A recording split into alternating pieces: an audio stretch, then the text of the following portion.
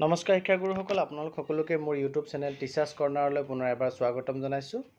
শিক্ষা বিভাগৰ অধীনত স্পেচিয়েল ৰিক্ৰুইটমেণ্ট ড্ৰাইভেৰে নিয়মীয়া হোৱা কণ্ট্ৰেকচুৱেল আৰু ষ্টেট বোৰ্ড শিক্ষকসকলৰ ছেপ্টেম্বৰ মাহৰ দৰমহা সম্পৰ্কে এক গুৰুত্বপূৰ্ণ খবৰ।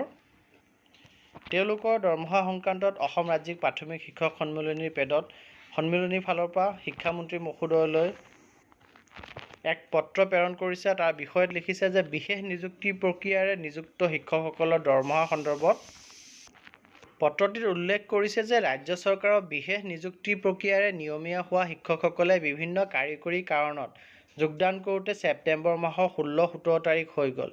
আনহাতে আন একাংশই এতিয়াও যোগদান কৰিব পৰা নাই আৰু প্ৰায় 4% এতিয়াও নিযুক্তি পত্ৰই ওলোৱা নাই। সাধাৰণ নীতি মতে শিক্ষা বিভাগে যোগদানৰ তাৰিখৰ পৰাহে দৰমহা দিয়ে। বাকী দিনকেইটাৰ দৰমহাখিনি পূৰ্বৰ নিয়োগকৰ্তাৰ পৰা দিব লাগে যদিও বিল বনাবৰ নিৰ্দেশ দিয়া নাই। জানিব দিয়া মতে সেই দিনকেইটাৰ দায়িত্ব কোনেও ল'ব বিচৰা নাই। শিক্ষকসকল এনেই বহু মনোকষ্টত আছে, তাতে আকৌ সম্পূৰ্ণ দৰমহা নাপালে বিপদত পৰিব। শিক্ষকসকলৰ লোন আদি আছে। তাৰোপৰি শাৰদীয় দুৰ্গা পূজা সমাগত। গতিকে বিষয়টো আপোনাৰ দৃষ্টিগোচৰ কৰিলোঁ আৰু শিক্ষকসকলে সময়মতে সম্পূৰ্ণ মাহৰ দৰমহা পোৱাত যাতে কোনো হীন দেৰি নহয় তাৰ ব্যৱস্থা গ্ৰহণ কৰিবলৈ জনালোঁ।